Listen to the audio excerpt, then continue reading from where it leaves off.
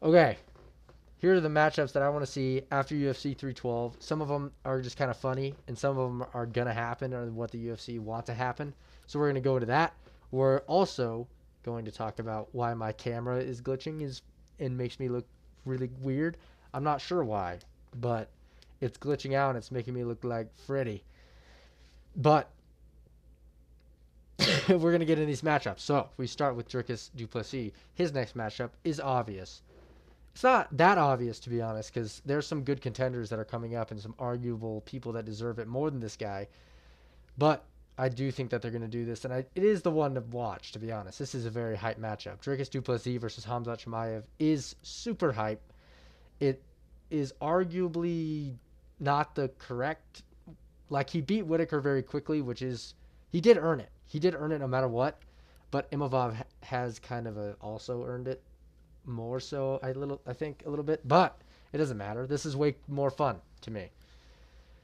And going into this matchup, I don't hate Duplessis' chances anymore. I think he might be able to stuff the takedowns. If he survives the first round, he wins this fight. I guarantee he wins this fight after the first round. So all he has to do is get past the first. And if anybody's going to do it at middleweight, I think it's Dricus. So this is the intriguing matchup in middleweight. Imavov's going to have to wait or take another fight in between, either a Kyle Baralho, probably a Kyle Baralho, or a no, probably Kyle Baralho. But also, I've heard talks that Kyle wants to fight Izzy, which is also why this next fight is happening in my brain. Oh, wait, no. Wait, what? Interesting. I'll get to it. But Dricus versus Hamza is super cool. It's going to be a barn burner. This is like nobody really knows what's going to happen in this fight. You can say what you think, but we won't know until they're in there how well Dricus will be able to stuff the takedowns. So we'll see. Next, Strickland. So I was thinking about middleweight, and I was thinking about who they can put Strickland against. That makes sense. And I went through every single fight in my brain, and the only one that really makes sense is this one. Sadly, because I already said after UFC Saudi Arabia that Izzy should fight um, Kyle, but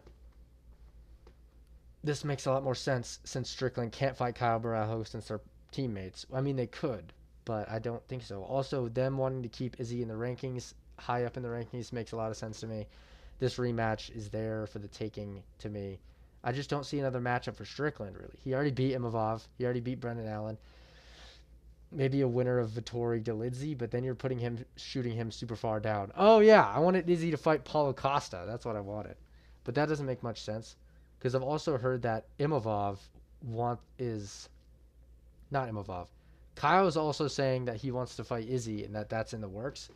So maybe that's what will happen. But this fight makes a lot of sense, at least for Strickland, because I don't know anything else Strickland can take right now that's not like either way too far down the rankings or a fight he's already won. Unless you want to make a rematch, you can. But this fight is interesting for everybody involved. Not for me, really, but I just think it's what the UFC is going to do. That's pretty much it for that. I just think that's what they're going to do. Next, Zhang Wei Li, the obvious one. She should go up and fight Valentina Shevchenko after her title fight against Mana Fiorot, which probably will happen. Their UFC's already talking about this. I'm pretty sure Dana White's brought it up. I think this makes the most sense in the world just to do this. Bring her up, make a double title fight. It would be kind of sick. Zhang Weili doesn't have any more competition after the undefeated Tatiana Suarez couldn't do it. Zhang Weili going up to fight Valentina is the big fight at women's any women's division at all. This is the biggest one because I do think Valentina beats Manon Fiorot. I could be wrong. Manon's actually pretty good, but I kind of hope Valentina wins because then this is the big matchup that actually has a little bit of interest and hype a little bit. It has to be a double title fight to have any fun for me. So yeah, that's what I would say. Next, Justin Tafa. If he didn't get cut, he might have gotten cut. I tried to look it up and it didn't show that he got cut, but he might have. I don't know. But this one's just funny to me. Let's do Chris Barnett versus Justin Tafa because it would be funny as fuck. Two big fat fuckers that can throw hands. Chris Barnett likes to throw a spinning wheel kicks and shit. He got injured in his last fight not too long ago, but a decent amount of time ago. And Justin Tafa's coming off of a knockout loss where he broke his nose really badly. So I think this is, if they want to utilize these two, which I don't get really why you would, But if they want to, this one would be really funny to me. And might give hype back to one of them, maybe. It would give hype back to Chris Barnett, maybe, which is always fun because he does backflips and spinning wheel kicks and shit. And this fight would just look funny the entire time, and I would look forward to it. So yeah, it's just a funny one. Next, Talson Teixeira. So I don't really know what to do with Talson Teixeira right now because his first fight in the UFC was a feature fight in a pay per view. So they obviously want him up there at least a little bit. I say just throw him another kind of top ranked heavyweight that's kind of ranked, kind of not good, kind of good, in Marco Rogero de Lima. So he's good, but he's not that good. You know what I'm saying? Also, he might be cut. I don't remember. See, so many of these fighters in heavyweights, I just don't know if they're in the UFC anymore. Because they lose and win so often randomly, it's hard to know.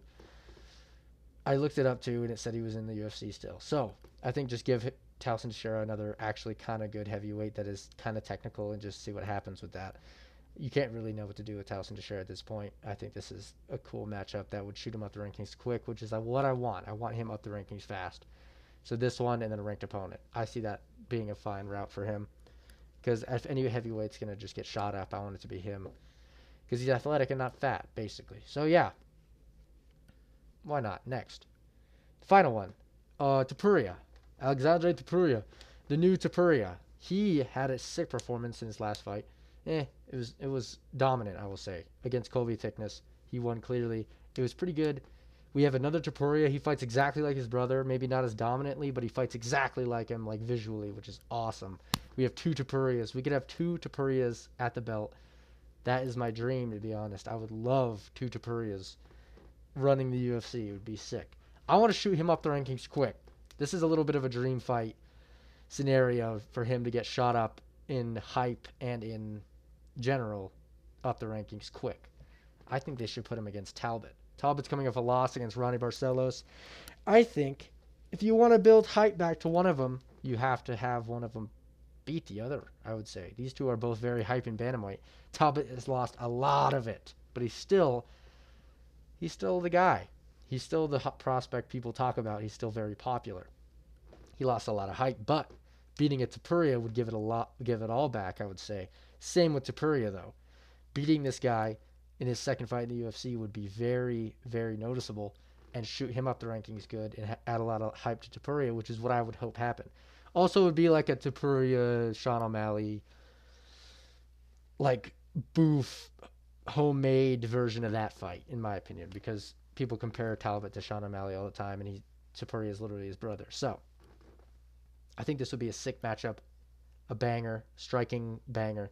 Topuria might wrestle, to be honest, and Talbot is not that good at wrestling, so this one might actually end up being kind of boring. But I think this would be a sick striking battle while it's on the feet, and I think it's a perfect way to add hype to both fighters, depending on the winner. So, yeah, I think that's about it. I'm sorry my cam was so weird and glitchy, and I'm sorry that I mumbled a lot in the first two matchups. It's hard to know what to do these days for these fights. But yeah, I'll see you soon.